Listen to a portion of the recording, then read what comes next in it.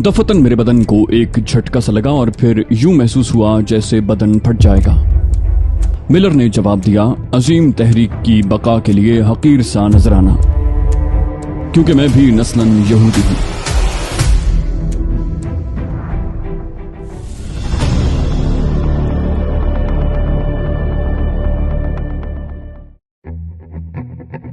रात हुई तो पूरा लॉस एंजलिस जगमगा उठा। रोशनियों का एक तूफान उमड़ आया था जिसे देखकर आंखें खीरा हुई जाती थीं। पेनी मेरी खुश्क तबीयत की वजह से कुछ बोर नजर आ रही थी। फिर हम डिनर के लिए नीचे आ गए। पहली मंजिल पर शानदार डाइनिंग हॉल था जो उस वक्त लोगों से खचाखच भरा हुआ था। यहाँ हर रंग हर नस्ल के लोग मौजूद थे, जिससे लॉस एंजलिस की नई हैसियत उभरती थी। स्याफाम, मैक्सिकन, जापानी और हस्पानवी बाशिंदों की बहुत बड़ी तादाद मौजूद थी। हमारी रहनुमाई एक गोशे की जानिब कर दी गई और हम दोनों अपनी कुर्सियों पर बैठ गए। मैंने वेटर को चेरी शेक का ऑर्डर दे दिया। पेनी की निगाहें चारों तरफ भटक रही थीं। ज्यादा देर नहीं गुजरी थी कि एक बुलंद कद्दो कामत की खूबसूरत लड़की मेरे पास आ गई। वो साड़ी बांधे हुए थी। खद्दोखाल में खालिस निस्वानियत की बजाय किसी कदर अक्खड़पन था। फिर भी उसकी बड़ी बड़ी आंखें बेहद पुरकशिश थीं। उसने ठेठ अंबाला की जबान में पूछा, मैं यहाँ बैठ सकती हूँ सरदार जी? मैं चौंक पड़ा। अपने लहजे से वो सिख मालूम होती थी। ये एक नई मुसीबत नाजिल हो गई थी। अगरचे मैं भी ठेठ पंजाबी बोल सकता था, लेकिन वो एक खास बात जो सिखों की पंजाबी में होती है मेरी जबान में नहीं थी। फिर भी मैंने खुश अखलाकी से उसका इस्तकबाल करके अपनी हद तक खालसा जबान में उसे बैठने की पेशकश की, जिसके जवाब में वो मुस्कुराती हुई बैठ गई। बोली, आंखें तरस गईं अपने किसी आदमी को देखने के लिए। क्या लॉस एंजलिस में खालसे नहीं आते और उनके यहाँ न आने की कोई खास वजह है? मैंने कहा, मेरे ख्याल में ऐसी कोई खास बात नहीं है, लेकिन तुम यहाँ कब से हो? वो बोली, 1 हफ्ते से न्यूयॉर्क से आई हूँ, मगर यहाँ तो बोर हो गई हूँ। मैंने सवाल किया, तन्हा आई हो? वो बोली, हाँ, मुझसे यही हिमाकत हुई। करण सिंह मेरे साथ आना चाहता था, मगर मैंने उसे लिफ्ट ही नहीं दी। कजन है मेरा, मगर खालसों में ऐसे बुजदिल जवान कम ही नजर आते हैं। मर्द ही नहीं लगता, इसलिए मैं उसे घास नहीं डालती। ये कौन है? सिख लड़की ने बड़ी बेतकल्लुफी से पेनी की तरफ इशारा किया। मैंने तारुफ करवाया, ये मेरी दोस्त पेनी है। इस्लाम के बहादुर जर्नैल हजरत खालिद बिन वलीद रज़ियल्लाहु अन्हु की दास्तान सुनने के लिए आप हमारे चैनल सिरात को सब्सक्राइब कीजिए। इंशाल्लाह आपकी दुआएं साथ रहीं तो ये सिलसिला ऐसे ही चलता रहेगा। और हमारी हौसला अफजाई के लिए आप हमारी वीडियो को लाइक और शेयर जरूर कीजिए। कॉमेंट करके बताइए कि आपको हमारी वीडियोस कैसी लगी। उसने नाक सुकोड़ कर कहा, शक्ल से ही पन्नी लगती है, मगर सरदारिया, क्या तुझे पूरे लॉस एंजलिस में एक यही मिली थी? मैं बौखला कर पेनी को देखने लगा, लेकिन इस बात से जरा सुकून हुआ कि मोहतरमा ने ये बात भी पंजाबी में कही थी। उन खातून का अंदाज भी अजीब था। यूं लगता था जैसे मेरे चेहरे पर दाढ़ी और सर पर पगड़ी देखते ही मेरे सारे हुकूक उनके नाम महफूज हो गए हों। मैंने पूछा, क्या आप लोगों का तारुफ करवाऊं?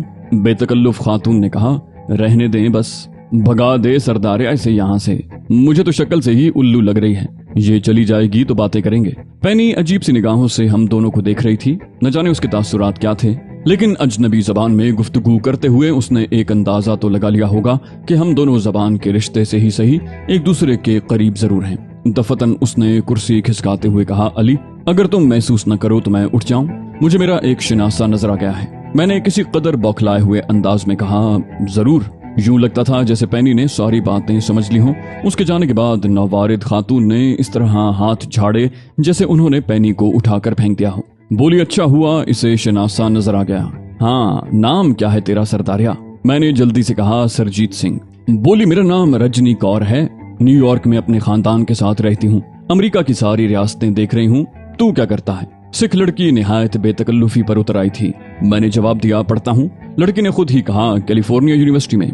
मैंने मुख्तसर सा जवाब दिया, हाँ। वो बोली, और ऐश करने इतनी दूर आता है? पहले तालीम मुकम्मल कर ले सरदारे, माता पिता तेरा इंतजार कर रहे होंगे।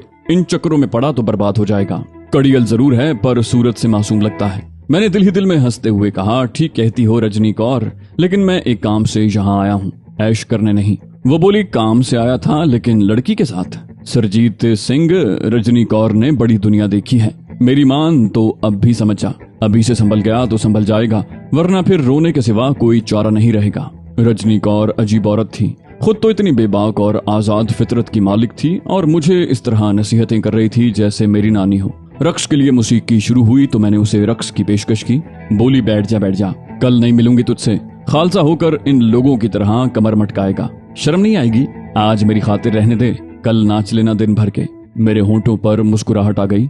यकयक वो लड़की मुझे पसंद आ गई थी। फिर हम दोनों बातें करते रहे। अजीब बेनियाज फितरत की मालिक थी। उसकी बातें बड़ी अक्खड़ और साफ सुथरी थी। मैं तसब्जुब का शिकार हो गया। 12 बजे के करीब वो उठ गई। बोली अच्छा मैं चलती हूँ। मैंने कहा कहाँ जाओगी रजनी कौर, मैं छोड़ाऊं? बोली जा जा, वो छिपकली तेरा इंतजार कर रही होगी। मैंने कहा ऐसा नहीं है रजनी, मैंने पहले भी तुमसे ये बात कही है। वो बोली यकीन नहीं आता, पर तू कहता है तो चुप हो जाती हूँ। बस जा आराम कर, वाहिगुरु तुझे कामयाब करें। रजनी के लहजे में खुलूस था।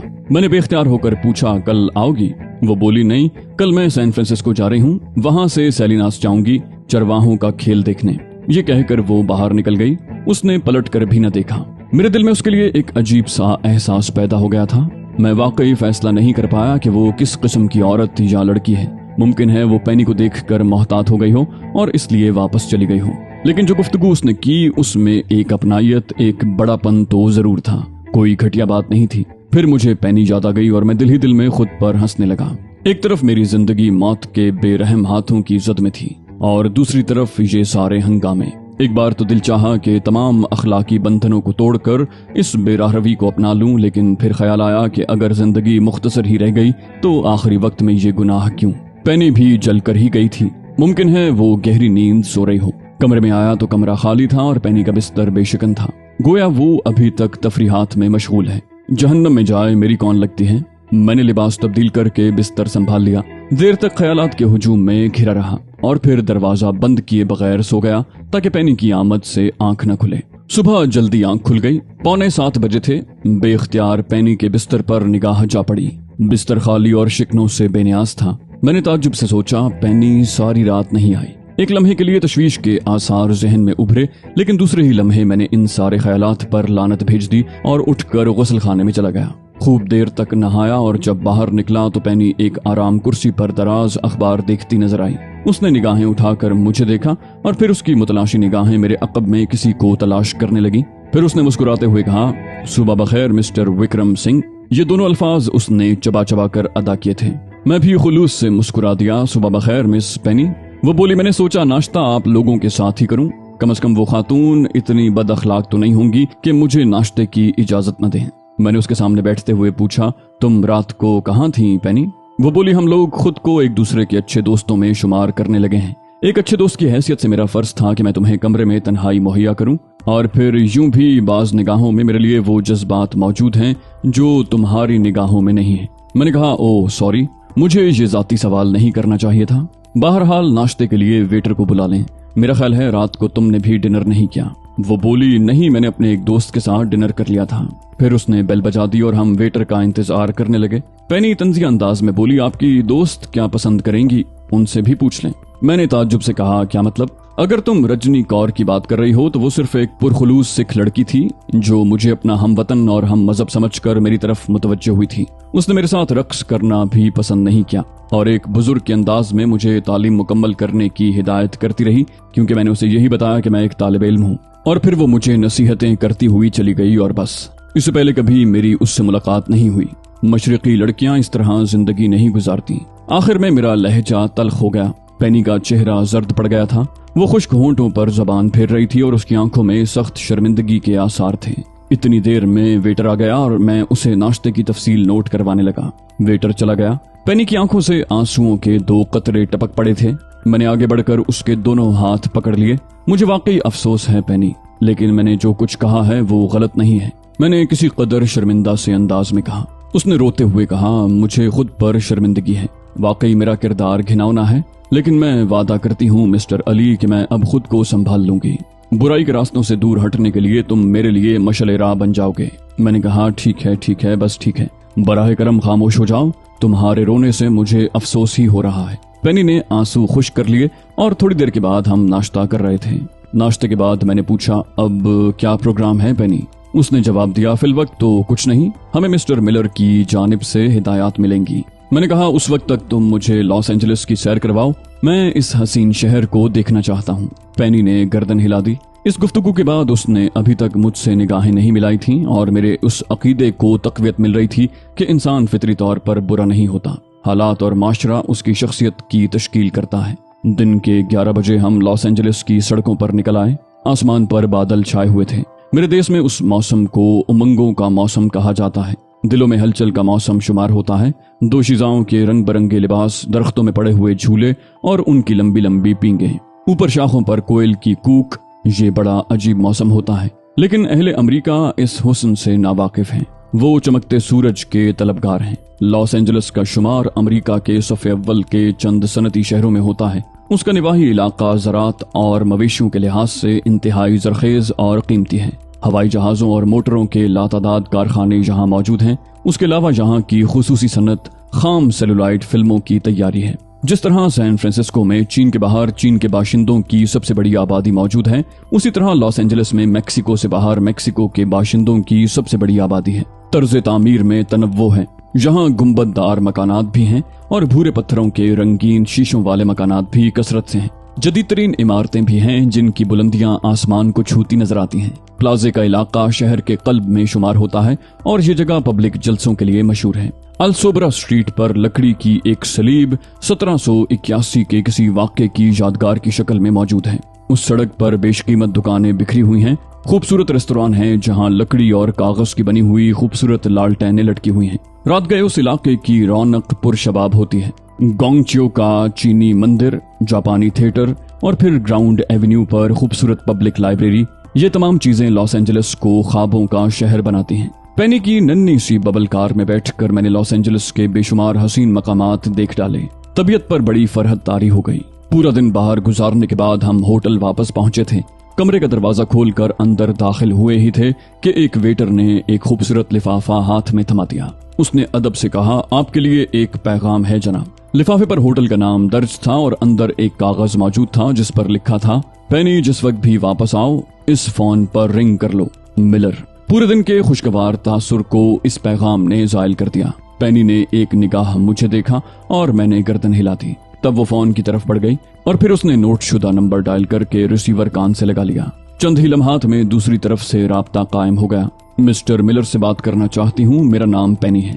दूसरी तरफ से आवाज आई, मिलर बोल रहा हूँ। वो बोली, आपने फोन करने का हुक्म दिया था मिस्टर मिलर। वो बोला, हाँ, हमारे दोस्त का क्या हाल है? वो बोली, विक्रम सिंह मेरे पास मौजूद है। मिलर ने कहा, तुम्हारा काम यह है पेनी के विक्रम सिंह को क्राइम स्ट्रीट के बंगला नंबर 60 में पहुंचा दो, जहां चंद लोग इनका इंतजार कर रहे हैं। इनका बकिया काम इन्हें वहीं समझा दिया जाएगा। पेनी ने कहा, बहुत बेहतर। क्या मैं वहां रुककर इनकी वापसी का इंतजार करूं? मिलर ने कहा, नहीं, वो रात को वापस नहीं आएंगे। तुम होटल में इनका इंतजार कर सकती हो। पेनी बोली, क्या इस प्रोग्राम के बारे में इनसे मालूम कर लूं? मिलर की आवाज उभरी, कोई हर्ज नहीं है। पेनी ने माउथ पीस पर हाथ रखकर मुझसे कुछ कहना चाहा, लेकिन मैंने उसे मौका न दिया। मैंने कहा, ठीक है पेनी, ये मेरा फर्ज है जो वादे के मुताबिक मुझे पूरा करना है। मैं मिस्टर मिलर की आवाज सुन चुका हूँ। पेनी ने गर्दन हिला दी। बोली, विक्रम सिंह तैयार हैं मिस्टर मिलर, मैं इन्हें किस वक्त वहां पहुंचा दूं? जवाब मिला, ठीक 10 बजे। बोली, बेहतर है, मैं हुक्म की तामील करूंगी। उसने फोन रख दिया और फिर मुझे देखने लगी। बोली, मुमकिन है मिस्टर मिलर आज ही तुमसे वो काम ले लें जिसकी तुम्हारे और उनके दरमियान बात हुई है। मैंने मुख्तसरन कहा, मुमकिन है। वो बोली, उसके बाद तुम्हारा क्या प्रोग्राम होगा मिस्टर अली? मैंने कहा, ये हालात की नौयत पर मुनहसिर है पेनी। मिलर ने मुझसे कहा है कि उस काम की तकमील के बाद वो मुझे अमेरिका से निकलने में मदद देगा। अमेरिका में मेरी जिंदगी को सख्त खतरा लाहक है। अमेरिकी पुलिस बिलाखिर मेरा खोज निकाल लेगी। मैं यहाँ से निकल जाना चाहता हूँ। पेनी ने अजीब अंदाज में कहा, खुदा तुम्हें कामयाब करे। और फिर वो किसी सोच में डूब गई।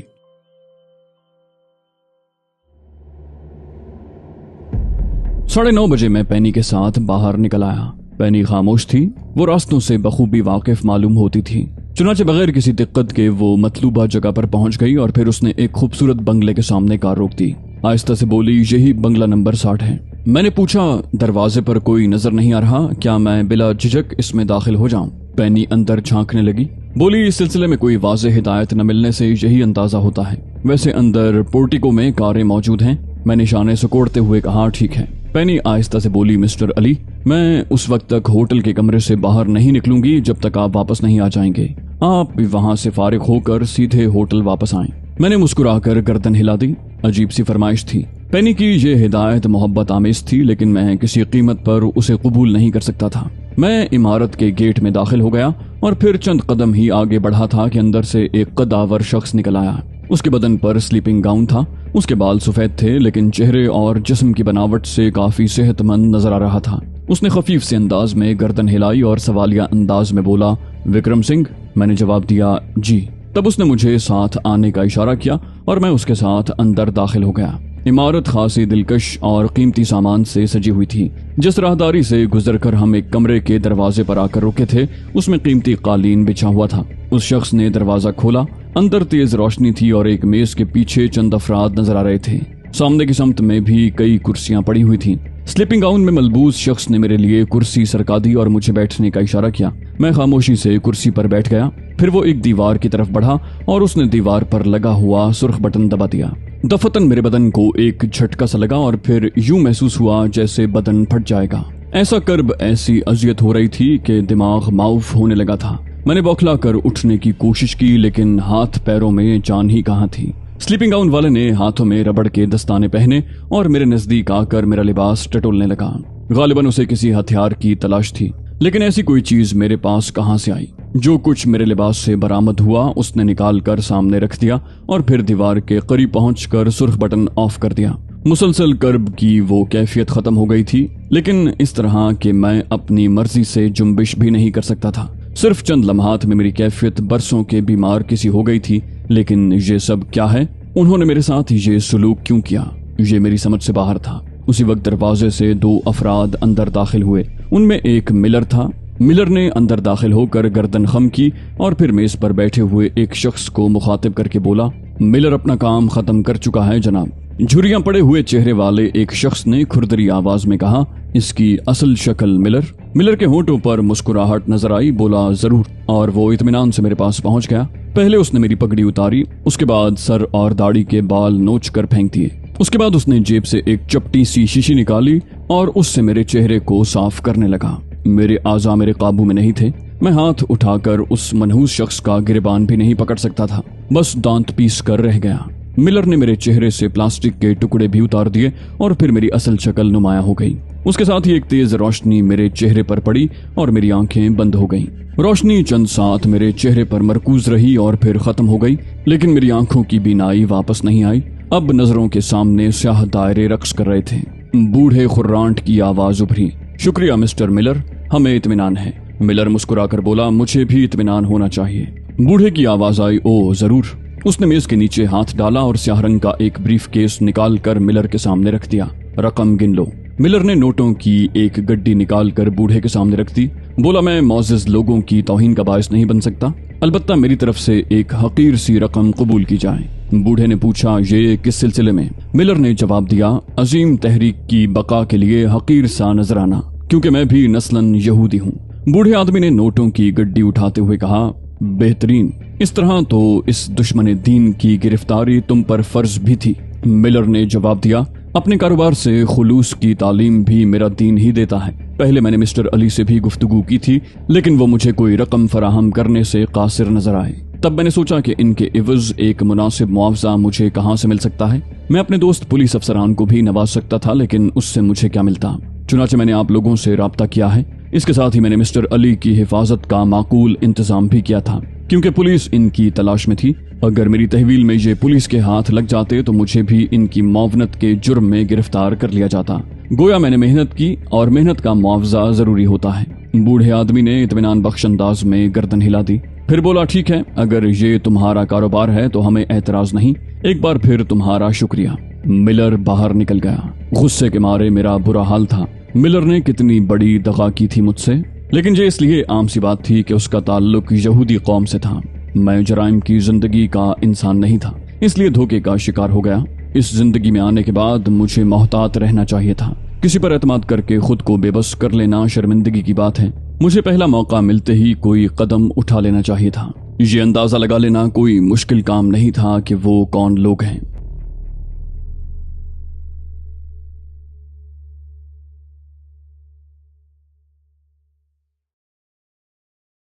तो दोस्तों, ये थी हमारी आज की एपिसोड। उम्मीद करते हैं आपको हमारी कहानी पसंद आई होगी। जाने से पहले इस वीडियो को लाइक कीजिए और शेयर करना मत भूलिए। कमेंट करके हमें बताइए कि आपको हमारी वीडियो कैसी लगी। और अगर अभी तक आपने इस चैनल को सब्सक्राइब नहीं किया तो इसे सब्सक्राइब कीजिए और बेल आइकन दबाकर ऑल नोटिफिकेशंस ऑन कर लीजिए।